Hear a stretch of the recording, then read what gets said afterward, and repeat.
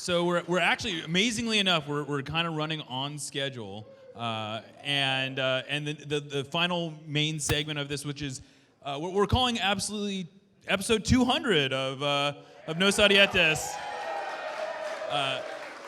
So I wanted to welcome, these are some very special guests, obviously very appreciative of them coming. Adrian Hanauer, minority owner of the Sounders, Steve Zakawani, and Roger Levesque. And we'll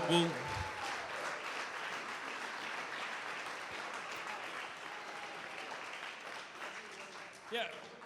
Are Roger and Steve coming? Are they bailing on us?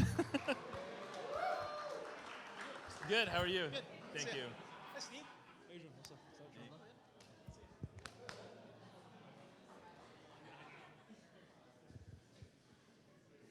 So we only have 2 mics. Just pass them around, I guess. Get them up close to the mouth. Okay. All right. This is a nice space. I like this. Yeah. So, Yeah, we're right about on pace, right? Stevie, come on.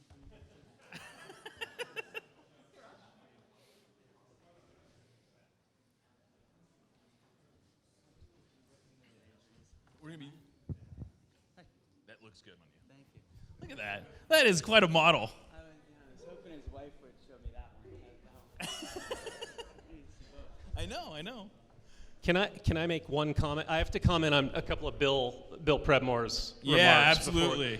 First Are thing. you gonna get mad at me? First is that I think you should believe everything you read on Twitter. But he didn't tell the second part of the Laura Harvey hiring, which is that when he hired her, I got a call from the CEO of Arsenal, who's a friend of mine, and said, "What the hell, you guys? I've known you for years. You couldn't have, you're in Seattle. You couldn't have had someone give me a call and, So they were pissed, and it turns out they should be pissed because she's done fantastically. So. Absolutely. That was I had never heard that story before. So one of the things I thought it would be fun or interesting, maybe not fun, hopefully fun, for you guys to talk about is I wanted to get into the idea of the transition between being a player to being not a player. And obviously MLS players retire at relatively, whatever. They're retiring in their 30s. They got a lot of life left to live. They've got they're young people. They still have a lot of things to do, and they probably don't have a huge bank account waiting for them. And I thought you guys would all be interesting people to talk about that and talk about that transition. And I'll just start with Adrian. The team seems to have made a point out of hiring former players within the organization, and I'm just curious what you think the role of the team is in helping that transition and moving and helping players into the next phase of their life, basically. Yeah. So I'm not sure if I feel or should feel a responsibility to do that, but I do because, as you say, players make massive sacrifices to especially in this country at this point in time. Some of them forgo college scholarships. Some of them may go to university, but then spend 12 or 14 years away from anything related to what they studied. And I just find that it's an important part of the process for us to be involved in their futures beyond soccer. Now, all that said, it's not completely altruistic because a lot of the right players make fantastic employees and ambassadors and valuable members of organizations and society, and they have a lot of characteristics that most good companies are looking for. They're generally hardworking, work together great as a team, in many cases have fantastic leadership qualities, can get through adversity and pressure, react well to difficult situations, can remain calm, and have good goal setting characteristics as well. So we, obviously we've done quite a bit of it. We're gonna, our intention is to do more. But Roger in community relations for us, Steve obviously just getting into broadcasting, and I know he'll talk about some of his wide range of interests. But there are some great examples. Taylor Graham has become a senior director in our organization, and then just talk about another team that I don't like to give a lot of praise to, but Chris Klein with the LA Galaxy has become the president of that organization, and is a fantastic executive and leader. So Steve and Roger, if you could just kind of tell us a little bit about what you have been doing for the last, since you retired, and kind of how you ended up where you are now. Thank you, Jeremiah. I'd like to say it's a pleasure to be here. All of these Sounders faces out there is awesome to see, and then to support Children's Hospital, the mental health side. Someone asked me the other day, I was speaking to a group of international folks, and asked me what we were doing, it was youth development, and what we were doing to work with anything on the mental health side, and thought had never really occurred to me. Just being new to the organization, new to the role, trying to figure it all out, and then coming here and seeing this event to support children's in that way is timely. So very, very awesome. Great to see all of you here to support a great cause. For me, my path, a little bit different. By the time I finished playing, I knew exactly sort of what the next steps were. Maybe not the 5-year plan, but the immediate next steps of, I knew community was important, whether that was a nonprofit world, I knew, or something else. I knew education was that next step for me to explore, what those opportunities might be. And I thought business school was my best bet to do that. In the process of those exploratory, so I retired in 2012, middle of the season, went to school, back to business school at University of Washington, Foster School of Business for a couple of years. Go Huskies. Go Cardinal. I don't know. No. Go Cougs. Yeah? All right.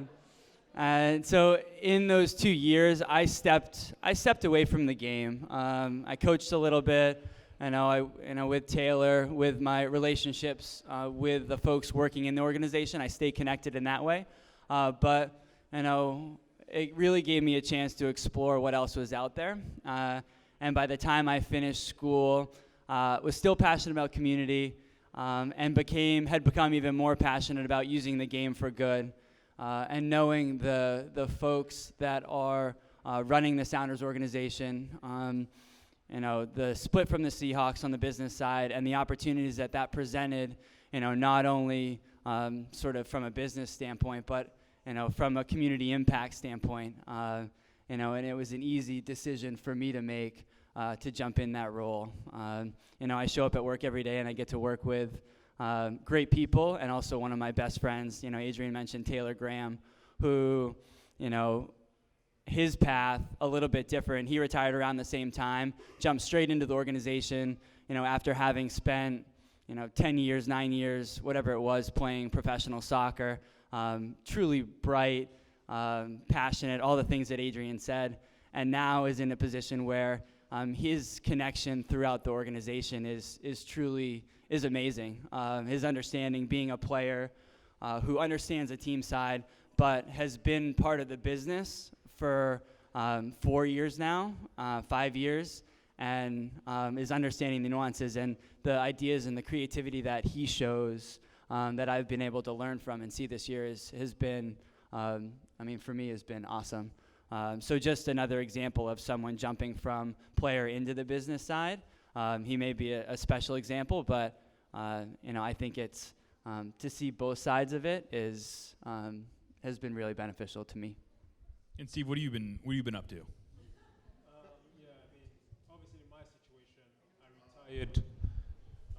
Is this good? Yes. Obviously, in my situation, I retired probably a lot earlier than I thought I would. I was 26 when I retired. But at the same time, what I would say is that a decision like that, I never took it lightly. You know, my retirement was announced end of last season, around November, December. But essentially, I'd been retired probably June or July when I knew I would do it. And was just a lot of thinking and planning about the next steps, what that looks like.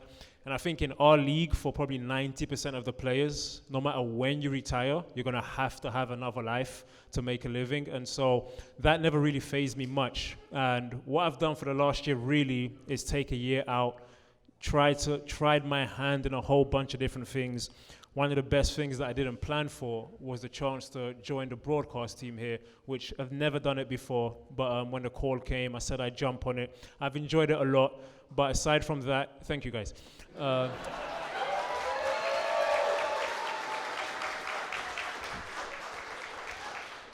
But aside from that, I've tried, especially in the first 6 months of this year, to do things that had nothing to do with the sport, other interests. And so I've spent a lot of time speaking to stories. And I know some guys in here, some people read my book that I wrote, which was just to help people about my career, the injuries I had, and how to overcome adversity.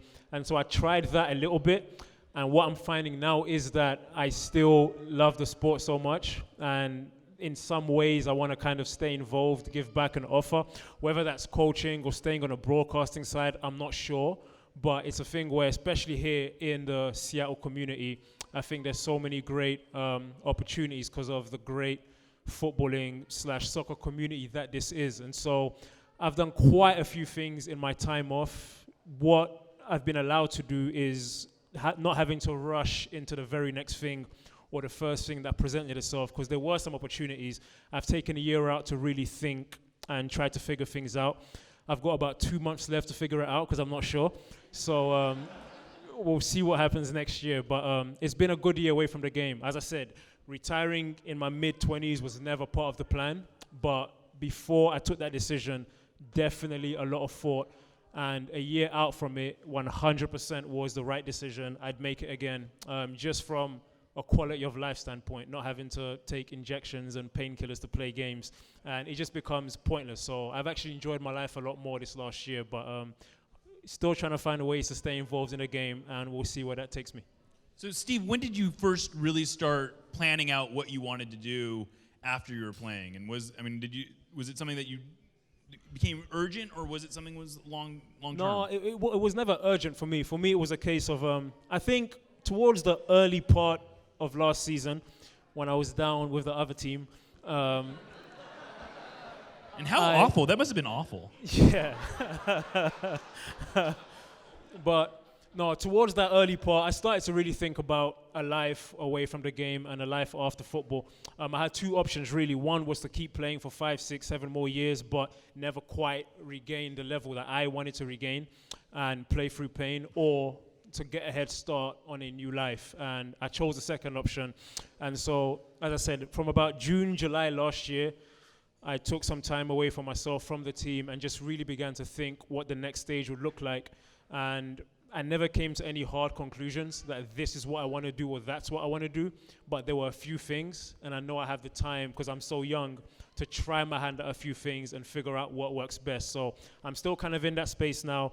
And I'm not going to rush at anything, because to become a pro and play on the Sounders took me a very long time to get to that stage, obviously. And so I don't want to just jump into the very next thing. I want to make sure it's the right fit for me. But I think the second I knew I was going to retire, my mind began racing and thinking of possibilities. And I think I'm probably still in that space right now. So, Adrian, in terms of the planning process go, what role does a team play? What role can a team play? Obviously, there's some conflict there in planning a post-playing life and planning a playing life. But does the team play any role in kind of helping players figure out what they might want to do, whether it's with the team or not? I think it's pretty informal at this point. You know, we don't have a job placement, department within the team. But It's funny because as we were sitting here, it did dawn on me for sort of the first time that these two guys are really in some ways the beginning of the MLS franchise. You know, Steve, the number one pick in 2009, you know, such an important part of that initial year, and Roger. And Roger coming in with the USL team. So it did. Everybody else probably had figured that out, but no. But I think that the really positive thing with our organization is we've had some people, you know, start with a guy like Brian Schmetzer, Ziggy Schmidt for sure, Chris Henderson. Grant Clark, who works in administration. There are a lot of people who have been around the game, have done lots of different things in the game, and quite frankly are just really caring people. They care about the players. They don't think of them as assets and expendable, and you know, when they're out, they're out. You know, we, you know, Steve definitely broke some hearts when he went south, and if I'm honest, I was a little bit grumpy, but you know, you get over that stuff, and you realize good people are good people, and that it is, you know, sort of once you're part of the family, you're always part of the family here, and so again, it's I would say it's more just, and it takes two sides, right? I mean, it takes the players reaching out and starting to explore what they're going to do in the future, and it takes good people within the organization to have that dialogue about what a future could look like.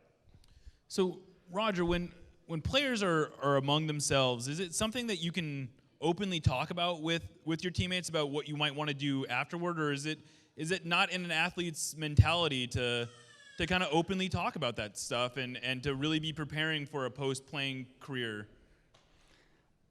I think it maybe depends on where you're at in your career. By the time I was finishing up, it was, you know, reevaluate each off season. Do I still love to play? Is this still an opportunity? You know, do I still love going out to practice every day? And I mean, every single time I answered that question, it was a yes, and come back and come in fit and ready to go the next year. I would say in the locker room, you know, much like Adrian said, it's, you know, kind of an informal process. You know, the locker room, you're closer with some guys, where you'll have those conversations about what's next. I think the overriding theme of my years with the MLS team, and you know, we truly were a melting pot in 2009 of, you know, players from all over the league coming to Seattle, and in all the conversations I've had, you know, with that group, and then, you know, subsequently players who've come in, Seattle is, you know, whether it's the organization that has separated itself in their eyes from other places that they've played, or Seattle is just such a wonderful place to live, coming to the stadium for matches and to feel the love that they do, and people want to stay here. You know, guys, for example, Mike Vecito, you know, down in San Jose now, you know, kind of getting maybe towards the end of it, maybe has one more run at it, one more shot, but he's thinking about places that he, you know, could see himself later on. And the thing that brought him to Seattle was the Sounders, you know, in 2009. And, you know, he's from the East Coast. His parents are, you know, back that way.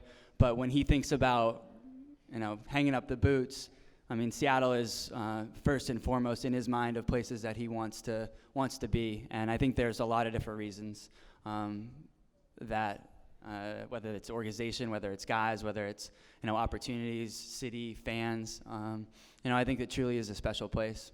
I think you really made Dave Clark's day with that last statement. I love you, Dave Clark.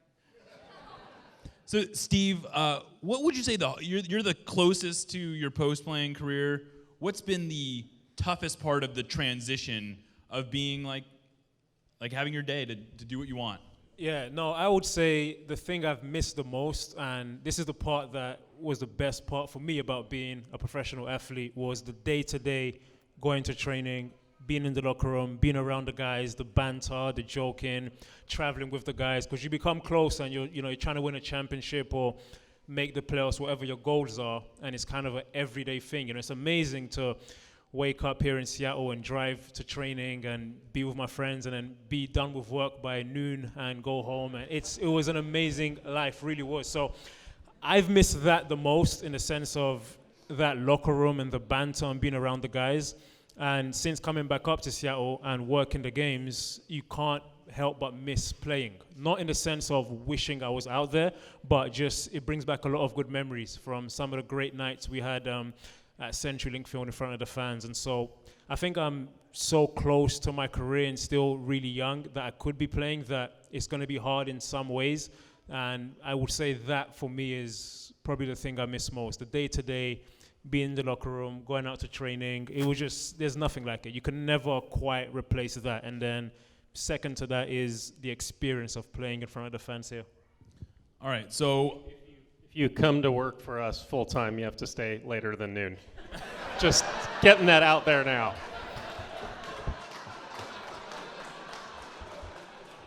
all right, well, I'm sure there are plenty of questions from the audience for this group. So please fire away. I bet I can guess some of them. No. Roger? The answer is yes.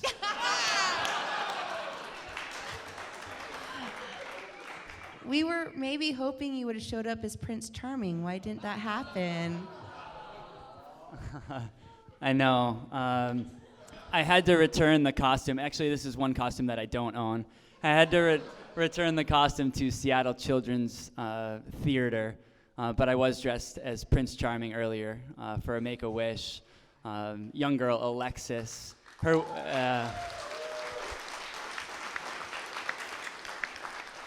Her wish was to tell her story through a cartoon.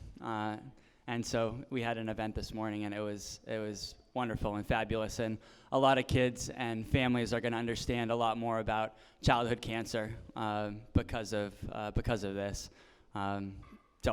I represented Sounders organization as Prince Charming, our long-standing relationship with Make-A-Wish, and all the fabulous experiences that not only we've been able to provide, but I think we've, as a city and as an organization, have gotten back more from those. So, costume next year. I'm sure there's got to be more of you in here. Come on, there's a ton. All right, here we go.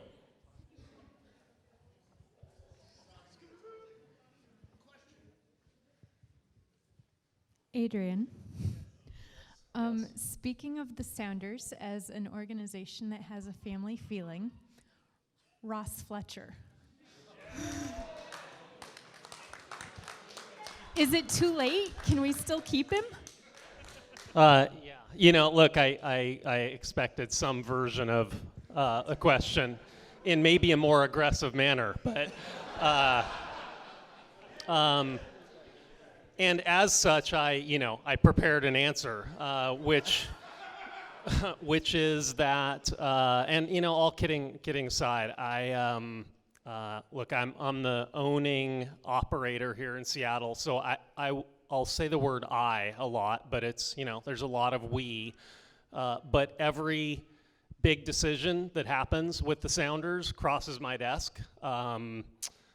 And 5 difficult ones cross my desk every day, and it sucks. And there isn't one of them that everybody agrees with. And quite often, a lot of people disagree with them, and quite vehemently.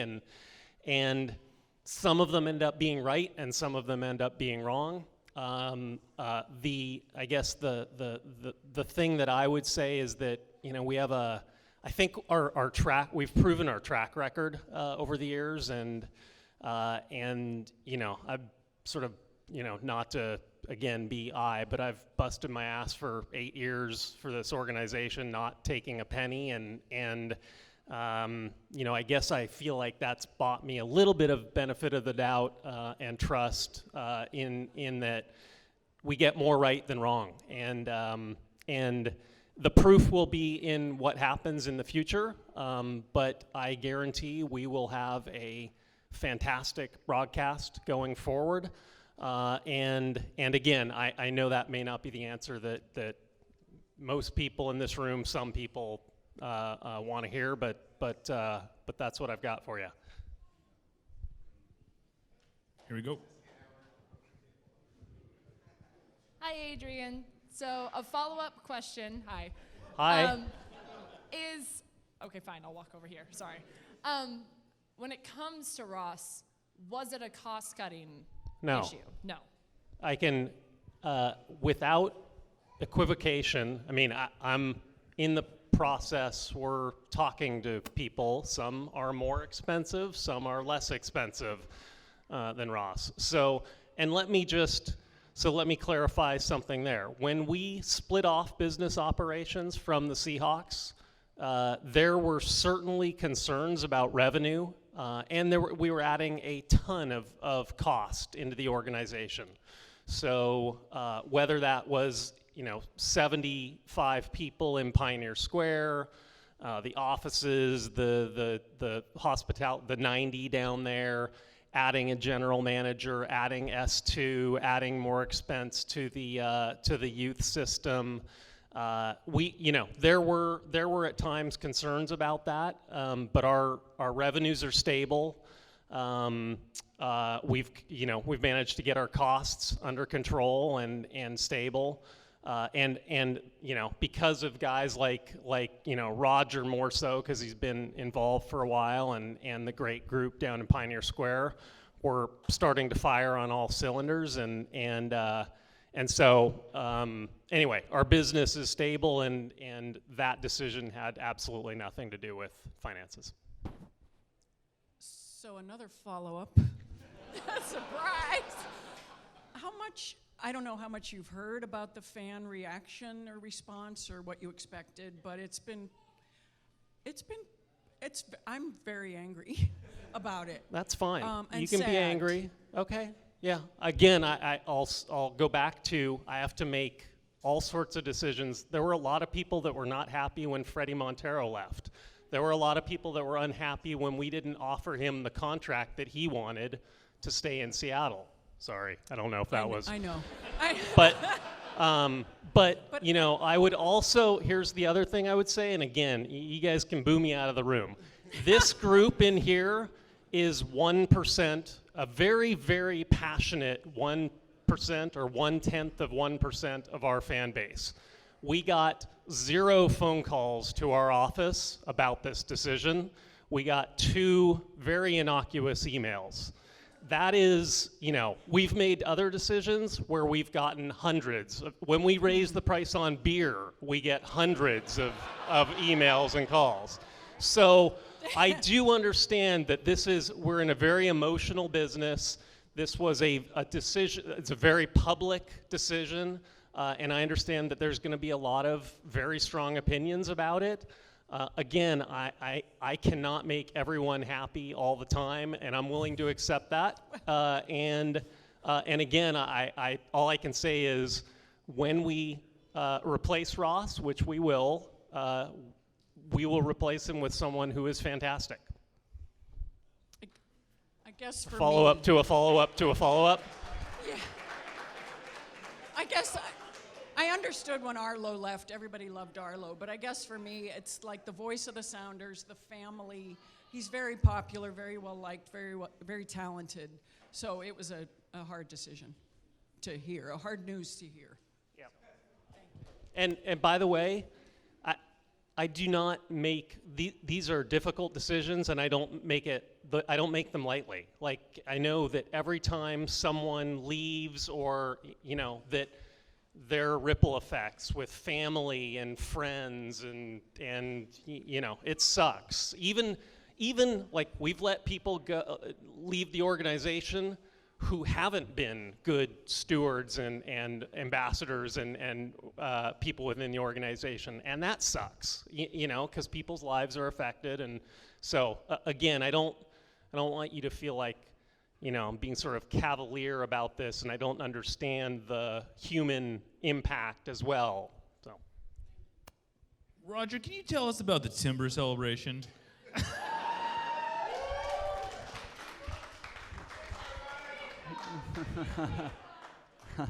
The timber celebration? Thanks, Jeremiah. Yeah. Was anybody was anybody in the stadium that day? Yeah, we got a couple. All right, how many others? Well, at that moment, how many others were still in the concession lines trying to get beer? Yeah, there's one right there. Yeah. We talked about it. So very rarely, usually when I'd score a goal, there would be no creative juices. There's no athleticism. There's no oba flip. I don't usually have a whole lot going on other than looking like, wow, that was kind of cool. That day in particular, I believe we drove down to the stadium the day of the game for that. I think we did. Sitting with Nate Jake on the bus and just talking about fun stuff that, maybe we could get under the Portland Timbers skin a little bit. And very rarely did Nate and I get to play together. Similar builds, play with, and so that day he was starting up top and I was playing out wide. And we had made the decision that this would be really cool if when Nate scored, he's such a big dude that to chop him down, it would be really awesome. And one of those things where it all happened so fast that, just even watching the replay of it is, I don't even think I would have participated if Nate hadn't grabbed me and turned me and started chopping. And then it was like, oh yeah, we thought about that. And then Seb is in the background kind of looking like, what are you guys doing? Kind of looking confused, because it did all happen so fast. I think that was one moment, which anytime the Timbers come up, anytime rivalry comes up, anytime, there's a match between the two, I always find myself, stirring the pot a little bit. And think back about not only that moment, but then the years in the USL we used to play each other 5, 6, 7 times a year, and I even as Stevie played for Portland, I even donned a Timbers jersey at one point in 2008, and got booed every time I touched the ball, and so that's why I begged. So that was the end of 2007. And so I got back from playing and begged Adrian, you have to have a USL team in 2008. I can't go play in Portland. It's just a great, sort of tradition, image, something that, sort of indicative of the rivalry, and love continuing to be a part of it. Well, I was going to try to do the left turn question there to get it off. So all of us are of a certain age now. What is your favorite non-sports video game and why? Does Adrian play video games? If I'm honest, I'm not sure I've played video games since Asteroids. So we got the young guys who leave work at noon and go play video games. Talk about.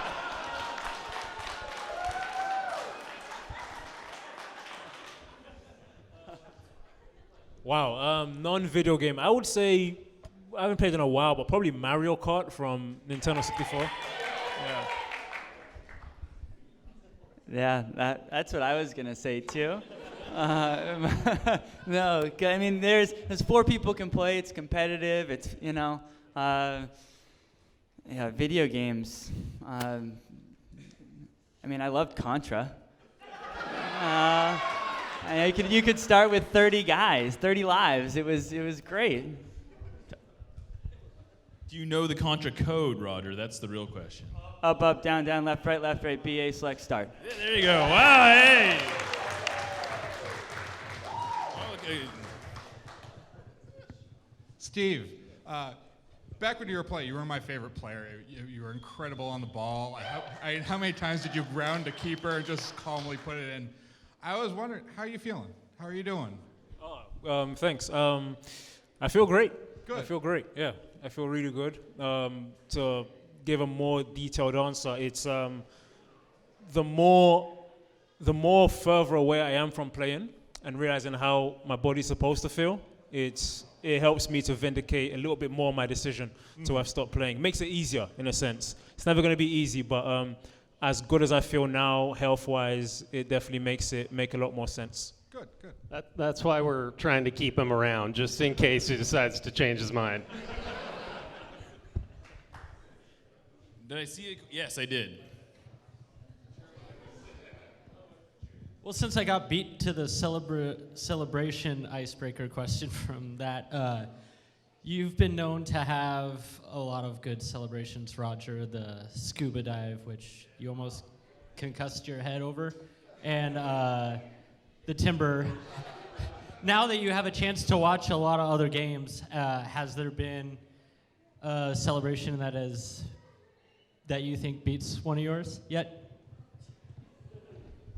Yes. I actually saw it, was it last weekend? Steve Zakawani's charity match. Yeah. I don't know, was anybody there for that event?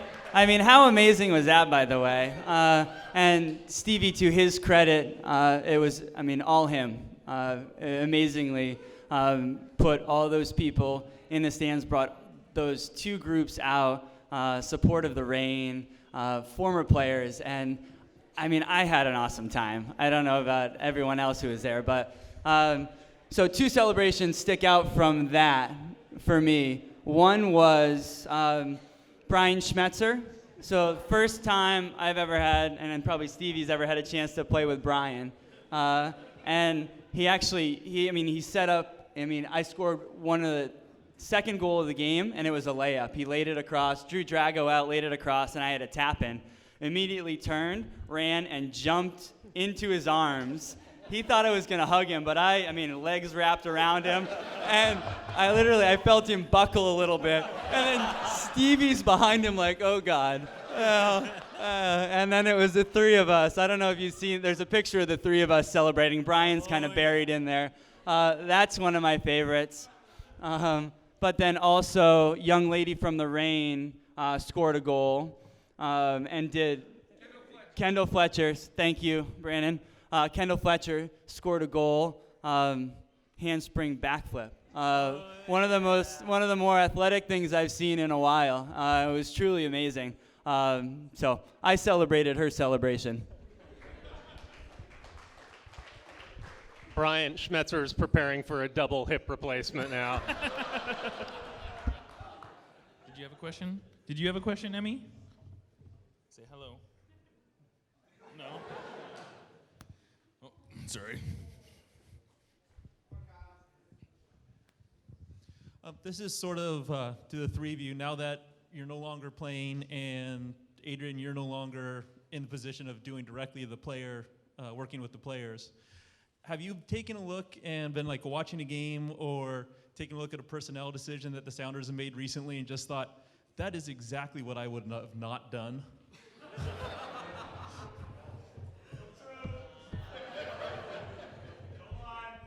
No, I think, I'm still close enough to it and in cahoots with Garth enough and the rest of the gang to feel the same now as I did then, which is that I often disagree with some of the decisions that are happening.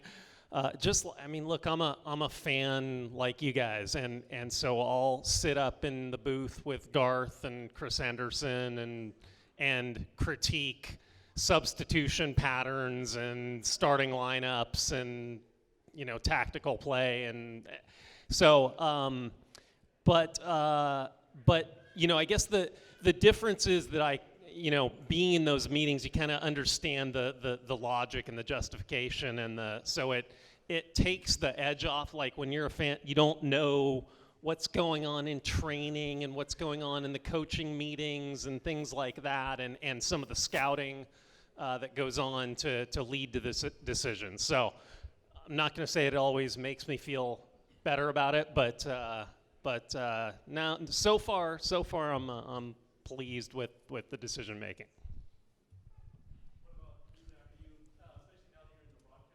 Yeah.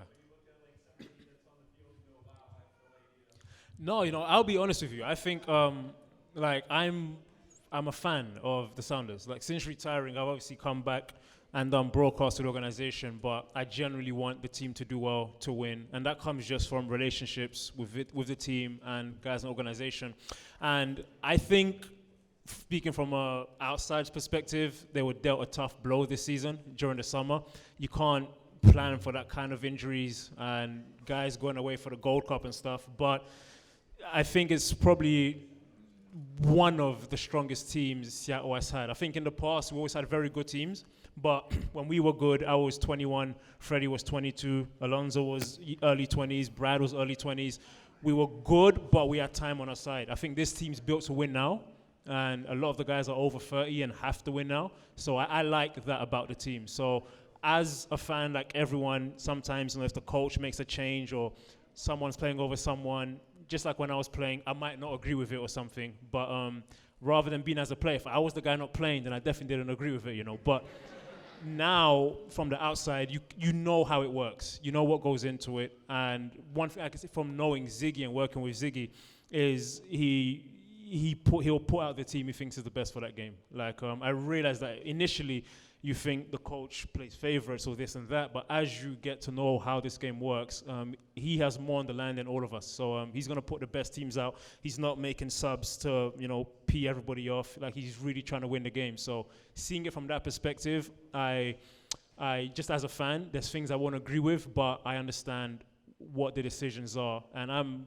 excited about this team. I think it's a very good team, and the second they click, I don't think anyone wants to face the Sounders in the playoffs. I really don't think so.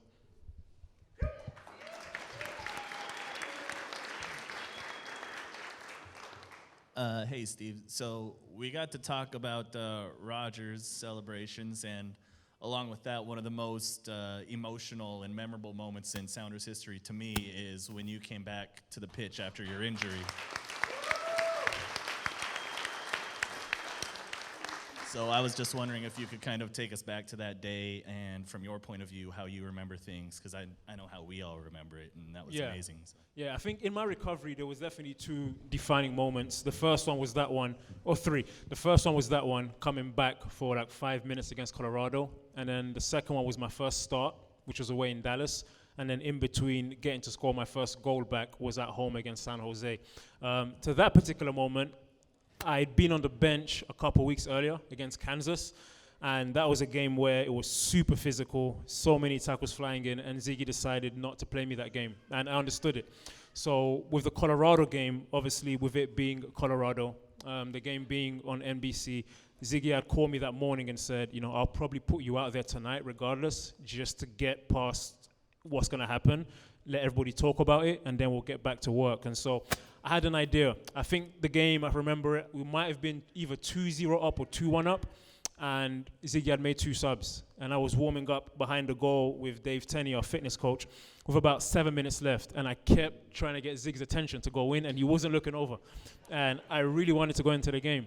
And after about, I think it's the 85th minute, I didn't think I was going to go in. And then Brian Schmetzer called me over. And as I start jogging over, I think someone in the stands must have caught wind of it because people started cheering. And that's just from me jogging back to my seat on the bench. And then put on the green shirt. Zig spoke to me, gave me some instructions of what to do on the field. I went to the side, and then Colorado scored. And it was an offside goal, but at the time I didn't know that. And so either became 2-1 or 2-2. And normally at that time I'm thinking Ziggy's going to change his mind and put on a defender. And so Zig was calling me, trying to get my attention, but I wasn't looking at Ziggy this time. I really wanted to go in. So Mauro comes off, I go in, and to this day, that game for me is a blur. I don't remember anything about the game, but just the thrill of being out there after so long and the reception I got, it was phenomenal. An incredible, incredible moment. And it's something for me that's going to live on forever. A lot of the guys, I spoke even to Brad Evans about this the other day, and they were saying how it's the loudest they've heard the stadium. So just for a substitution for someone coming back. So that kind of support, can't put a price on it. I'm always grateful for that. And I think that was the moment where I became a true person of Seattle, where I knew that my bond with the fans was always going to be there, and I really, really appreciate it. But definitely a highlight of my career.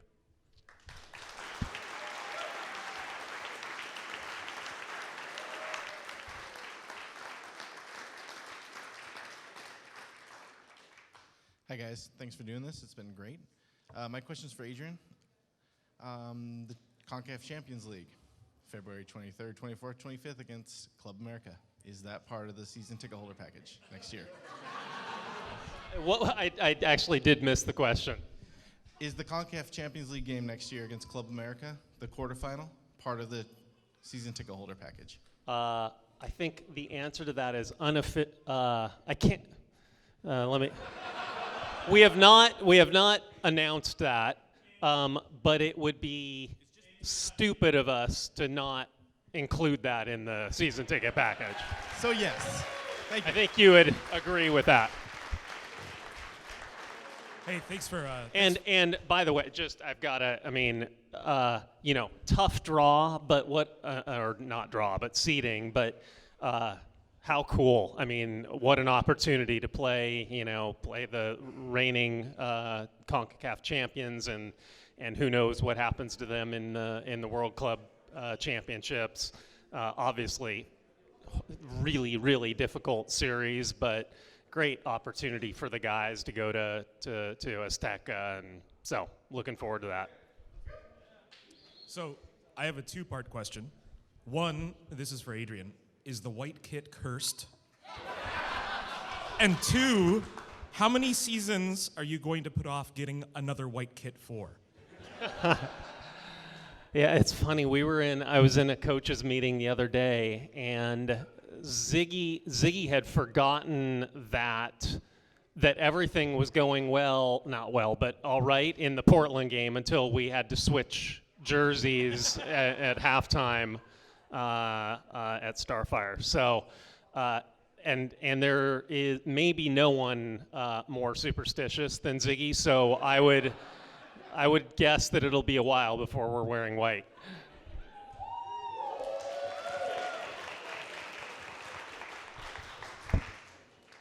Hello, fellas.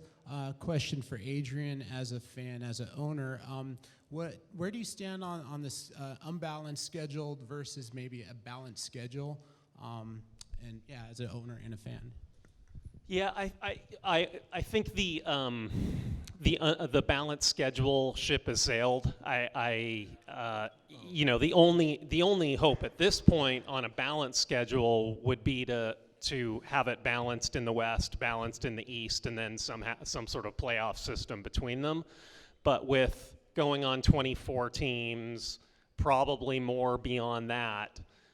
Even at 24 teams, the balanced schedule is 46 games with FIFA windows, with Open Cup, with Champions League, with our schedule the way it's structured. It's just not going to happen.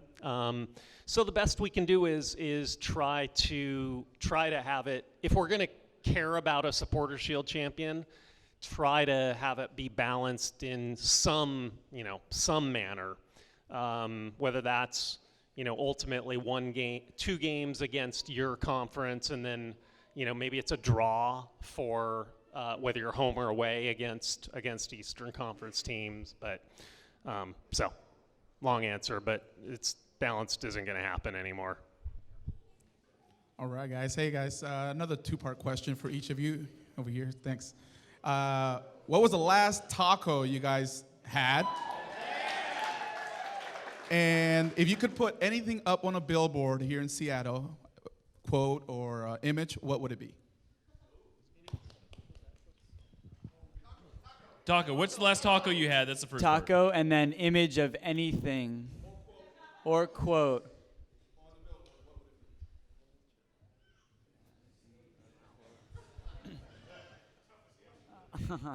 Taco. I remember the last enchilada I had. Yeah, at the Matador a couple Fridays ago. I should have got the nachos. An image quote. Yeah, that's a tough one. Um, Let's go through tacos first, and then we'll get back to image quotes. Yeah, Taco Chavez on Capitol Hill. Maybe El Camion before that, but I'm gonna go easy with the image on a billboard just because it's top of mind and it's around our fans. The whole Sounders Till I Die program on renewing people for season tickets. Again, just to put a plug in for that 70% basically said, yes, sign me up forever. I mean, obviously not forever, but until we have a losing season and then they'll call and cancel. But I've been involved now with the organization for so long as a kid growing up as a fan, and then with the USL team, and now with the MLS team, that it's just sort of embedded in my brain. The tacos last time, probably just homemade chicken beef tacos, very simple, nothing complicated. And for the quote, it's a hard question. I'm gonna cop out and just say I'd have a massive billboard with Go Sounders on it.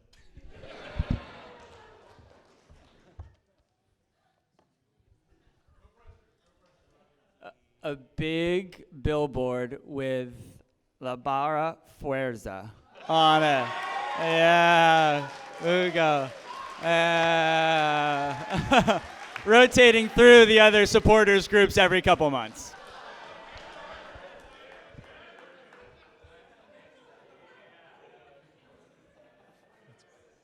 So, Steve, you've played in a few different. Oh, Steve, you've played in a few different places over the years, and I was kind of curious, how was the transition from being in the English academy system to being in the college system here? Yeah, for those that don't know, I began pretty much my football life playing in England at the Arsenal Academy, and I was there when they first became an academy. In England, they used to be called Center of Excellences, which changed to the academy system that we have today. And what that was just training 3 times a week and a game every week, and pretty much every other month traveling to a different country to play tournaments. From like 12 years old, we're playing against like Barcelona and Roma and some of the Ajax and some of the top teams. So that was a great experience, obviously. I liked the US college soccer system, even though eventually it probably has to make way for an academy system here. But the reason I liked it, for me personally, it gave me more time to develop my game. In England, most kids are turning pro at 15, 16, 17. I turned pro just after 19/20. So that was for playing my freshman and sophomore year in colleges. So you can't replicate the academy system where you're pretty much training every day at a very, very high level. And we had some phenomenal coaches in the Arsenal system. But the college system takes a lot of heat, but for me, it's produced some pretty good players. And if you're good enough, you're going to eventually find a way to make it. But for this country, I think the way forward has to be some kind of academy system, getting kids in early at a young age, getting them training, learning the game at that level, I think. Yeah, so I can't beat my upbringing in England. That's where I learned the game. It's how I learned to play the way I played. But I do have some time and respect for the U.S. college soccer system. I have a question. It appears we're way past the topic of players as employees past their playing. Is that true, Jeremiah? Okay, we're long past that. So I have a question for Steve. Knowing that video camera is on, and I'm surprised it hasn't been asked. But can you talk again as appropriately as is warranted about the difference between playing for Ziggy and Caleb, because he played for Caleb twice. No, I'm serious. No, that's a very good question. So I came to the States initially. Caleb Porter brought me over to the States. He was in Akron, Ohio. He just had his first year there. and I arrived as part of a freshman class that went on to be pretty successful. In college, the thing that stands out about him, he was super young at the time, and till this day, he's a very good tactical coach. He sees the game well. He used to be a player, and as a player, he wasn't the most skilled, most talented guy. He was more of the enforcer, which is the guy who went around fouling the other team's best players, and that's the kind of guy he was. But as a coach, he wants the game played in a completely opposite way to what he was as a player, which is on the ball, good passing, and that kind of thing. So had him for 2 years in college, left Caleb. I'd known Ziggy since Ohio, because he used to coach the Columbus Crew, and he would sneak into Akron's games to watch our games. And so I used to see Ziggy, never knew him personally, but when I came to play here for Ziggy, Ziggy took my game to another level, just with small little things. Ziggy wasn't so much, for me anyway, a massive teacher of concepts. It'd be a small phrase here or something quiet here, and these were things that stuck in my head to help me. But the thing that Ziggy did for my career that no one else did was he gave me my debut as a rookie. If I was good enough, I played pretty much every game as a starter, and not many coaches would do that with attacking players who are young, gonna make mistakes and stuff like that. But he gave me the confidence to go out and just play my game and be myself.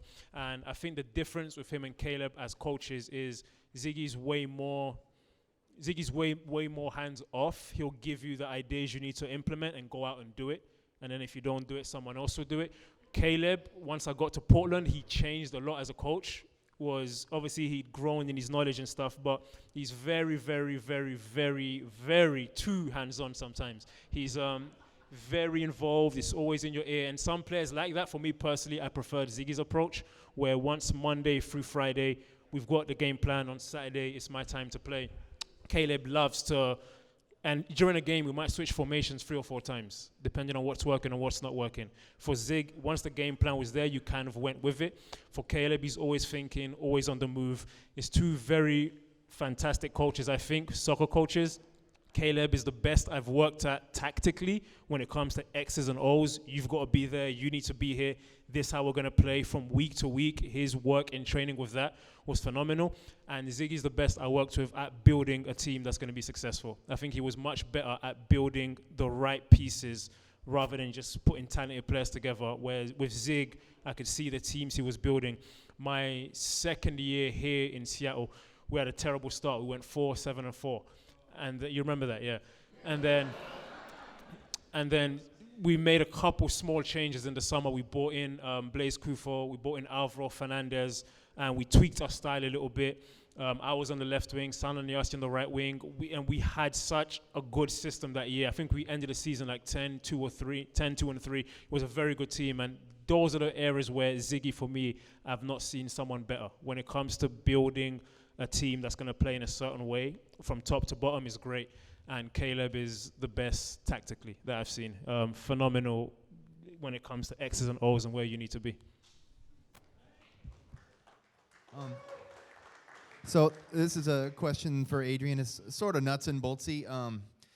Seattle's, as we all know, is a little different. In my walks of life, I walk around and people here from construction worker to in any profession really will talk about the Sounders the way people in other cities talk about their gridiron teams. That's awesome for us, and in a way that's got to be a lot of pressure for you as an owner of an MLS team. So with that in mind, have we, knowing that the greater part of the city, at least in my mind, seems to at least know, if not love, the Sounders, are we at a saturation point? Are we going to grow? And what's your strategy, if it's not too much to ask, for going forward that way? Yeah, it's great question. So I guess I'll answer it in pieces. One is that it's unbelievable the relevance that the Sounders have in the marketplace, and I have to give huge credit to the gang over at the Seahawks when we started as partners in the franchise, and the guy that stands out is Todd Lewicki, who was the CEO at the time. who's now the chief operating officer of the NFL, basically Roger Goodell's right-hand guy, because he is so good at building brands and making a sport relevant. I don't think we've reached a saturation point. I don't think that we're gonna, I think it's unrealistic to expect 10, 15, 20% growth year over year. But there are a couple of metrics that lead me to believe that we still have a lot of growth, not a lot, but we have growth in us and continued growth. So first, our city continues to grow. Our city continues to grow with high-paying jobs, jobs for a lot of young people who are soccer fans, people from other countries, multicultural immigration to the city, technology, some of the things that really do resonate with our fan base. Corporate support is stronger than ever. This will be 2016. The year coming up will be our best year ever in terms of corporate support. Obviously, we will break our attendance record this year. And again, we'll break it by a few hundred fans per game. But look, count me as one that was nervous when we hit 44,000 and then we went down to 43,800. And even though it was only 200, it made me nervous because I lose sleep over everything. And strategy-wise, we have to do a lot of different things. We have to continue to do a lot of grassroots work. We're doing a lot of work through our academy and some of the association affiliations we're trying to build around the entire state. Some of that is for the player pool and developing a super strong academy. But part of that is to try to continue to build the fan base outside of our region. We have to do and we're extremely focused on our existing fan base and making sure that we deliver the best product and experience in the stadium as possible, because obviously it's way harder to get new fans than to keep the ones we've got. And then we do, we sort of have this three-piece puzzle in terms of the way we bring fans through the system. We have casuals, and we have data that tells us how many casual fans there are in the city. Our job is to turn them into aspirational fans. That's kind of the next category of fans that we talk about, and then basically our passionate, committed fan base. And so we have different ways of communicating through whether it's social media or our overall marketing strategy, community, to basically bring that big pool of casual fans through the system to get them to come sample one game, and then the following year to turn them into a 4-game, package holder, and then 7, and then a season ticket. So obviously there are a lot of pieces to the puzzle, but the good news is the data shows that we certainly have growth left in us. And I know no one in our office is gonna give up until that whole stadium is completely filled, 68,000 fans for every game, every season. Well, you guys have been more than generous with your time. I hope you feel like this was a good warm-up act for the business meeting. And anyway, we'll let you guys get out of here, or certainly end this part of it. You can hang out all long as you like, but we're gonna close it out with the drawing in a few minutes, and then feel free to hang out for a little while after that. So thanks a lot, everyone, for doing this. And hey, I know Roger said it before. Congratulations to you and Sounder at Heart, and you know, you guys do unbelievable work. Fantastic representatives of the community. Great independent reporting. Sometimes you're easy on us, sometimes you're not. But it's the place I go to. Boo. It's the place I go to get, you know, to kind of get a pulse for what's going on in the community. Well, thank you very much for that, Adrian.